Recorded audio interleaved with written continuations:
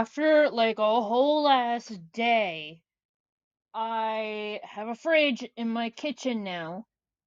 Thankfully. That was a whole fucking big ass deal, which was just.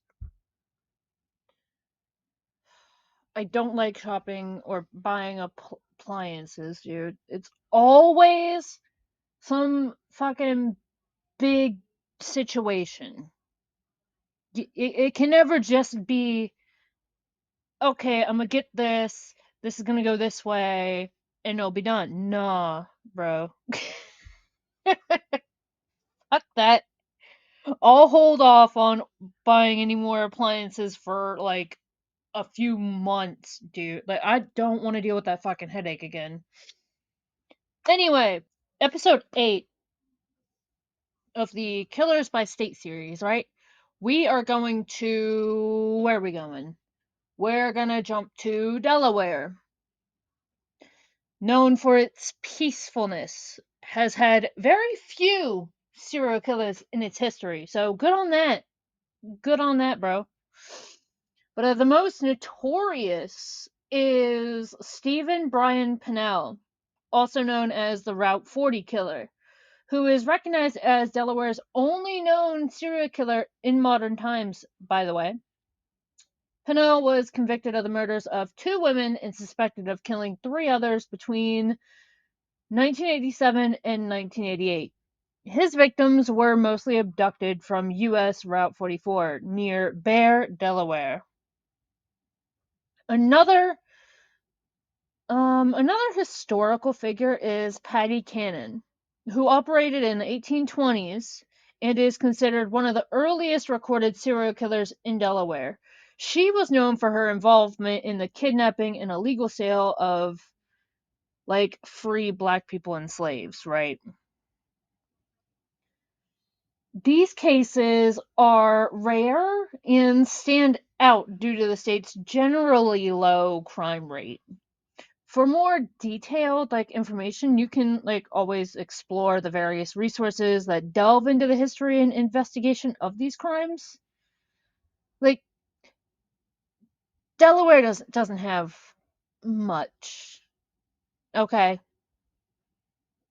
So while Delaware has a relatively low crime rate, like I said, there are indeed some unsolved murder cases that may be linked to serial activity. For instance, there are roughly, it says 517 unsolved murders in Delaware dating from 1980 to 2019. These cases like involve a variety of circumstances and victims, and while not all may be attributed to a serial killer, the possibility has not been ruled out in some instances. Like, one of the most baffling cases is the murder of Jane Pritchard in 1986. She was a young scientist conducting research in Blackbird State Forest when she was murdered. Despite efforts by law enforcement, her case remains unsolved and is one of Delaware's most notorious like unsolved cold cases. Additionally, check this out. So in like 2023, right, a suspected serial killer was on trial for the deaths of 6 people in Delaware and Pennsylvania during the 2021 crime spree. The outcome of this case could potentially close several unsolved cases if the individual is linked to them.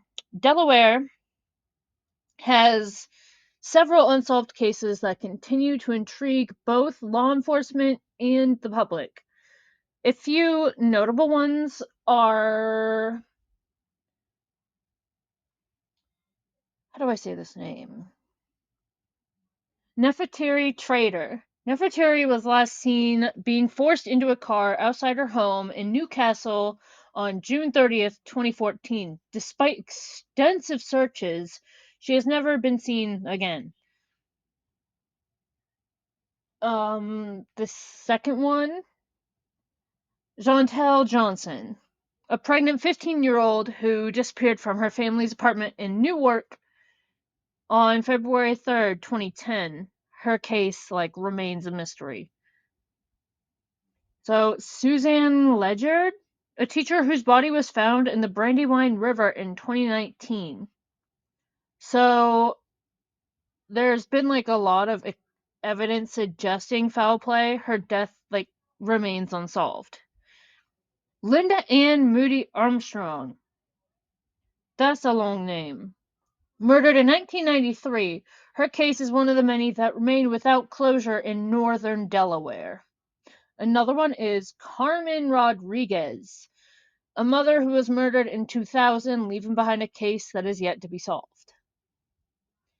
These cases represent just a small fraction of the unsolved mysteries in Delaware. The Delaware State Police maintain a list of homicide unsolved cases, which includes individuals from all the counties in the state. For those interested in learning more or possibly contributing to these investigations, information can be found on various platforms dedicated to cold cases and ongoing investigations. Okay. So I wanted to find this one out. The longest serving death row inmate in Delaware history was Jermaine Wright. He spent over 24 years on death row after being convicted for the murder of Philip Seifert, a liquor store clerk, in 1992. However, Wright's sentence was later overturned and he was released after serving more than 2 decades. His case highlights the complexities and lengthy appeals processes associated with the capital punishment. Jermaine Wright's sentence was overturned due to a combination of factors that pointed to a miscarriage of justice, we'll say. The Delaware Supreme Court cited several reasons for reversing his murder conviction and death sentence. The lack of evidence, for number one. There was no forensic evidence or eyewitnesses that directly connected Wright to the crime. Suppression of evidence. Wright's defense team argued that the state had suppressed evidence during his trial, which could have been just ugh. It's messy, okay. 3. The questionable confession. Wright's confession to the police was made while he was under the influence of heroin, which raised doubts about its reliability. Seriously.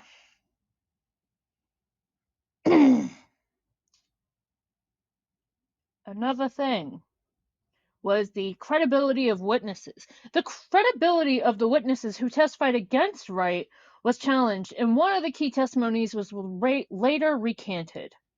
These issues led to the conclusion that Wright's constitutional rights were violated, and as a result, his conviction and sentence were overturned, granting him a new trial. So, I'm gonna cut it here. This one was a little shorter than the others. Like I said, there's not much happening in Delaware, to be honest. I'll upload a new one in a little bit. I gotta go. Bye!